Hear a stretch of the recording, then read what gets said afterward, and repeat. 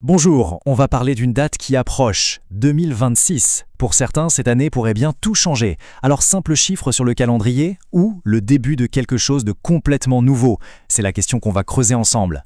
Voilà, la source qui nous inspire aujourd'hui pose ça comme ça. 2026, année 1, disent certains.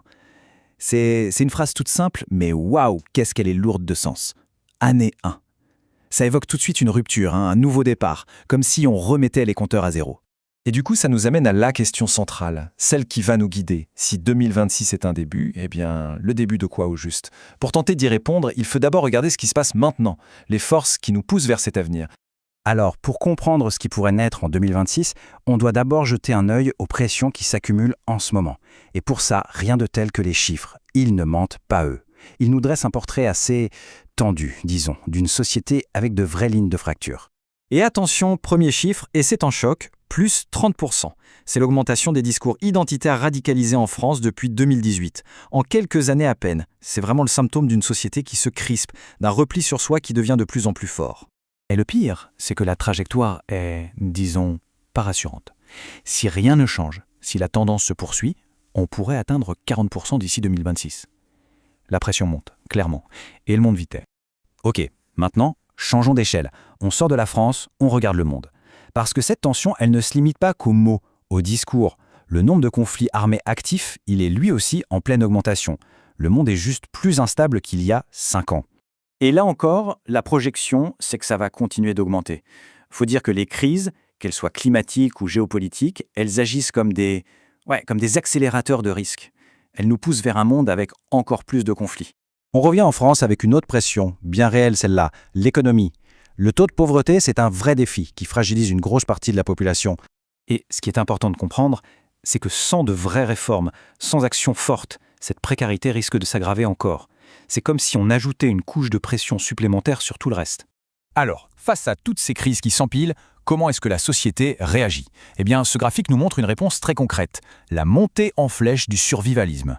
Regardez bien, en à peine 10 ans, la part des gens qui adoptent ces pratiques pourrait presque quadrupler, passer de 5% à quasiment 20%. C'est un changement énorme. Et pour finir de brosser le tableau, on peut rajouter d'autres tendances lourdes. L'individualisme qui grimpe, une dérégulation économique qui continue, et des communautés qui se fragmentent. Bref, on dirait bien que tous les voyants pointent dans la même direction. Ok, on s'arrête une seconde. Repli sur soi, conflit, précarité, individualisme. Quand on met tout ça bout à bout, le portrait qui se dessine, c'est celui d'un monde qui se délite, un monde où les liens qui nous unissent semblent s'effilocher. La question c'est, est-ce que c'est une fatalité? Est-ce qu'on est condamné à suivre cette pente? Eh bien, c'est là que notre analyse prend un virage super intéressant. Parce que face à toutes ces forces qui tirent la société vers le bas, il y a aussi d'autres idées, d'autres dynamiques qui existent. Allez, on attaque la deuxième partie. À côté de ce tableau un peu sombre qu'on vient de voir, il y a tout un monde d'idées et de philosophies qui, elles, proposent des chemins différents, des alternatives bien plus constructives. Le premier concept clé, c'est le solidarisme. L'idée est à la fois simple et est vraiment puissante. En gros, face à l'individualisme qui monte, on oppose la coopération, l'entraide. Et tout ça soutenu par des politiques publiques qui sortent un peu des sentiers battus. Et attention, c'est pas juste une belle idée en l'air. Des penseurs comme Jean-Louis Laville, par exemple, ils documentent des cas très concrets, des choses qui fonctionnent déjà en Europe. L'objectif, ce n'est pas de rêver d'un autre monde, mais de regarder ce qui marche déjà et de s'en inspirer. Autre grande idée, la justice sociale.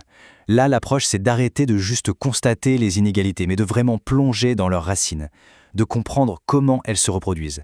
Et à partir de là, de proposer des solutions concrètes, en particulier en utilisant l'outil fiscal. Et là aussi, c'est du solide. C'est porté par des travaux énormes, comme ceux de Thomas Piketty, qui ont eu un écho mondial. C'est pas juste une critique en l'air, c'est une analyse hyper structurée du système actuel, avec des propositions claires pour le changer. Mais il n'y a pas que l'économie. La question du vivre ensemble est tout aussi cruciale. Et sur ce point, la source propose une sorte de feuille de route en 3 étapes pour construire une société plus inclusive.